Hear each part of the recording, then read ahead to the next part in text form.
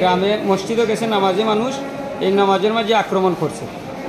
মানে আক্রমণ করা, এরা মসজিদ থেকে বাইরেছে, এরা রামদাদি বিভিন্ন অস্ত্র দিয়া মানুষকে আঘাত করছে। মানুষ তার 20 থেকে 25 জনকে সেদাইয়া মানুষ উসমানিত আছে, কৈতক মেডিকেল আছে। গ্রামের মানুষ এখনও হাজারির মাঝে আছে, বিভিন্ন মানুষ বিভিন্ন জায়গায় লুকিয়ে রয়েছে, মানুষ বাইরিতে পারেন না ওনার কারণে।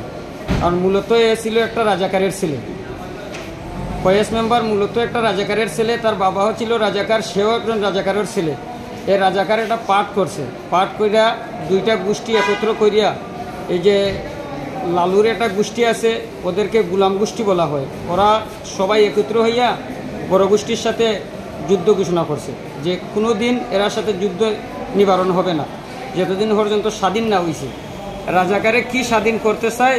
আমরা চাই এই রাজাকারকে দেশমুক্ত করার, এলাকা ছাড়ার জন্য। আমরা গত অনেকদিন যাবৎ গ্রামে 5 বছর সমাধান হয়েছে, কিন্তু অনেকদিন মাঝে প্রায় 2 বছর গ্যাপ যাওয়ার পরে সাবেক মেম্বার ফয়েজ মিয়া উনি হঠাৎ করে আমাদের আঙ্কেল একজন শুনাই মিয়া ওনার জায়গা নিয়ে মসজিদে কথা কাটাকাটি করে। তো আমার আঙ্কেলে 2 লক্ষ টাকা দিয়েছিল জায়গার জন্য, জায়গায় রেজিস্ট্রি দেওয়ার জন্য, এরা টাকা দেওয়া নাই। কিন্তু মসজিদে উনি পঞ্চায়েত সহ আমাদের গোষ্ঠীর আমার আব্বা সবাইকে গালাগালি করছে এবং ওনাদেরকে বারবার মার করার জন্য টাকাটাকি করে, মারামারি করার জন্য। তো এই বিষয়ে আর এর মধ্যখানে উনি পানি উন্নয়ন বোর্ডের কাজ ওনার দায়িত্বে জানার পরে ওনার গোষ্ঠীর ফারুক আহমদ আর ফয়েজ মিয়া 2 জনের সঙ্গে পরামর্শ করে তারা পানি উন্নয়ন বোর্ডের টাকা দিচ্ছে। তারপরে তারা এই যেদিন আমাদের ফয়েজ মেম্বার যে উনি ওনাকে হঠাৎ করে রাত্রে একটা আক্রমণে ওনাকে আহত করা হয়েছে, জখম করা হয়েছে।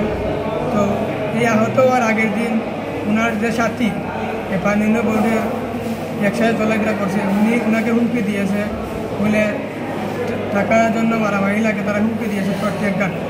বা যেদিনে তার আসলে ট্রেন কাটা হয়েছে এবং আরও শরীর অনেক রকম হয়েছে।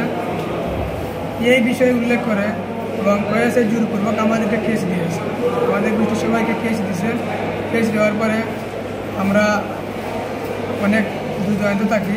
আজকেই যে ঘটনা হয়েছে, আজকে ঘটনাটি হচ্ছে আমি নামাজ থেকে বাইর হওয়ার পরে আমার বাবা এবং প্লাস আত্মীয় সবাই মসজিদ থেকে বাইর হয়েছি। বাইর হয়ে দেখি ওনারা ফাঁস নিয়ে মসজিদের মেন গেটে দাঁড়িয়ে আমাদেরকে ছুরি দিয়ে আক্রমণ শুরু করছে এবং কুসা দিয়ে, পাথর দিয়ে, বিভিন্ন দাঁড়ানো অস্ত্র দিয়ে আমাদের আঘাত শুরু করছে। তো আমরা সবাই আহত হয়ে গেছি। আমরা প্রায় মেডিকেল আছে 7 জন, প্লাস আরও হাতে নাগন আরও অনেকজন আছে। হামলাটা হয়েছে কামরাঙ্গি জামে মসজিদের পশ্চিম পাশে কামরাঙ্গি গ্রামে জামে মসজিদের পশ্চিম প্রান্তে মেন গেটে আমাদেরকে হামলা করছে। আমরা অজানা অবস্থায় ওনারা আমাদেরকে প্রায় ওনারা 50 প্লাস 40 ছুরি ছিল, সুলফি ছিল, রান্দা ছিল, এবারে আরও অনেকগুলো বিভিন্ন অস্ত্র ছিল।